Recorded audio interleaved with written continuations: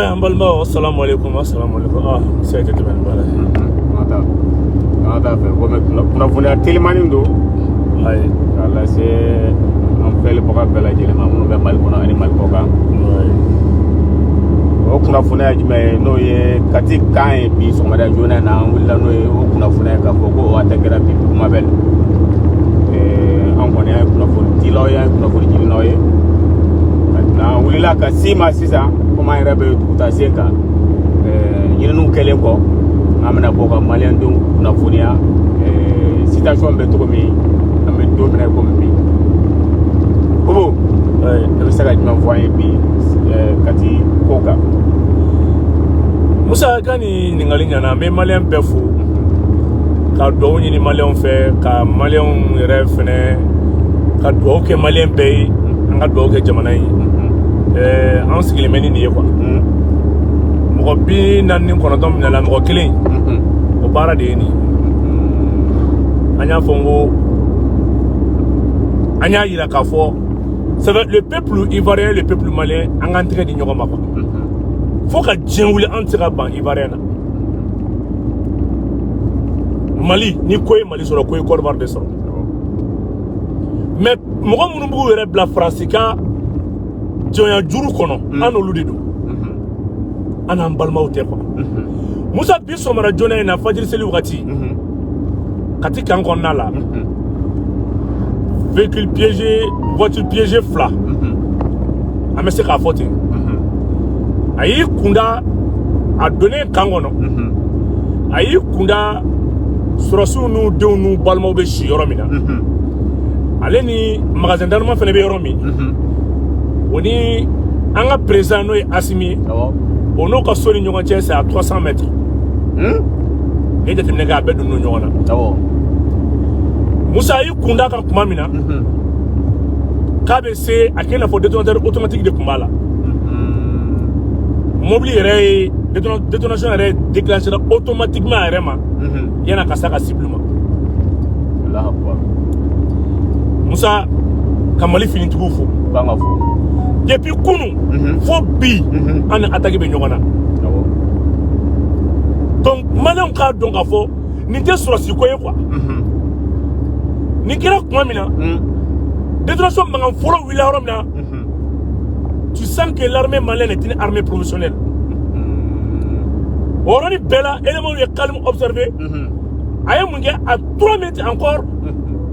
a ye grenadine sama ko o fili ka sɔrɔ ka obi ka sɔrɔ ka a y'o fili kuma min na a ye sɔrɔ ka coup de feu da o kan donc nin bɛɛ kun tɛ dɔwɛrɛ ye voir que n'a y'a sɔrɔ poste éléments placé nin yɔrɔ min na ça fait n'a y'a sɔrɔ poste minnu bɛ kan kɔnɔ u ka se ka réagir a tigilamɔgɔw b'a la kan ka min kɛ mais l'armée a répliqué avec professionnalisme a ye nin kɛ kuma min na a ye tir wuli donc i b'a k'a fɔ tir ni nin baara in si tɛ foyi ye c'est voir que position bɛ yɔrɔ min na a ka se k'o dɔn a n'a yɛrɛ kan ka dɔn a kan ka se ka baara min kɛ Musa ça a été environ une distance de 30 à 40 minutes donc situation calmera pour le moment b'a fɔ maliyɛnw ye u k'u hakili latigɛ mobili in kun dalen bɛ ko saba kan soit a bɛ fɛ ka insister ka taa Assimi ka so walama a bɛ fɛ ka taa magasin d'armement bɛ yɔrɔ min na parce que véhicule piégé explosé kuma min na a y'a essayer ka grenadine de fili yen kan o de y'a to i bɛ sisi min bɔtɔ kan kɔnɔ o ye véhicule nin de jeninen sisi ye donc maliyɛnw ka Ala fo ka Ala barikada bi ye juma ye Mali dɔnnibagaw ni maliyɛnw yɛrɛ bɛ dugawu min kɛ jamana in ye jamana in b'o de bolo nin y'a sɔrɔ kunu fɛnɛ u ye ambulance kelen minɛ Burkina ambulance kelen u y'o minɛ kuma min na Musa dugu dɔ bɛ yen ko Sɔku o Sɔku in filɛ nin ye i b'a k'a fɔ i bɛ bɔ ale de la dɔn ka taa Koro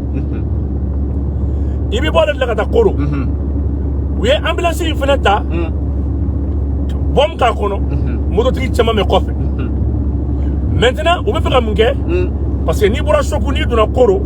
i b'a k'a fɔ logement social b'i gosi fɛ i bɛ avancer dɔɔni gendarmerie bɛ yen i bɛ taa ɲɛfɛ i b'a ka fɔ kan bɛ yen donc u ka dɔgɔtɔrɔso o bɛ camancɛ la mais kuma dɔw la dugu dɔ bɛ ko Kiri ani Baru je sais pas que tɔgɔ bɛ échappé dɔɔni o dugu ninnu bɛ Burukina ta sira la donc u ye ambulance in talen min kɛ sisan u bɛ sirɛni k'a la a bɛ kɛ sɔrɔsiw kɔnɔ k'a fɔ nin banabagatɔ in bɛ ka taa Burukina territoire kan a bɛ ka taa an ka dugu min Burukina ka surun a bɛ ka taa banabagatɔ ta c'était juste pour ka armée ka vigilance tromper Musa kuma min na u ye ambulance ta u bɛ fɛ ka se Koro u y'u jɔ de k'u ka mɔgɔ minnu bɛ Koro kɔnɔ k'u b'o wele est ce que b'a kalama ambulance de exposé a yɛrɛ ma ka u yɛrɛkɛ u yɛrɛ ma bi terroriste yɛrɛ b'u ɲininka mun de bɛ Mali la donc ka bɔ fɛn min ye Banama mara fɛnɛ la o Banama mara la u y'u sɛnsɛn ka don barisabula i b'a ye k'a fɔ Kolokani mara kɔnɔna la forçati kun y'u ka élément kelen fɛnɛ minɛ k'a di gendarmerie ma donc o élément kun bɛ gendarmerie bolo u ni moto 100 bɔra moto 100 à peu près mɔgɔ 200 ni dɔɔni ɲɔgɔn na donc u nana moto 100 ma girin ka don dɛ u donna 2 k'u yɛrɛ kɛ i b'a fɔ u bɛ taa ci la u tila ka Kolokani kɔnɔnaw la ni ɲɔgɔn cɛ o fɛnɛ na u y'a daminɛ gendarmerie la parce que u bolo forçati ka élément minɛ ka di gendarmerie ma pour enquête u bolo k'u b'o bolo donc u nana o la ka na gendarmerie fɛnɛ encercler n'i ye k'a fɔ Mali tenitigiw ye an b'a f'u ye kuma bɛɛ u k'u bila positionné garde la ala y'a kɛ Kolokani gendarmerie k'a fo ka commandant fo mais Musa y'a sɔrɔ élément bɛɛ bɛ en place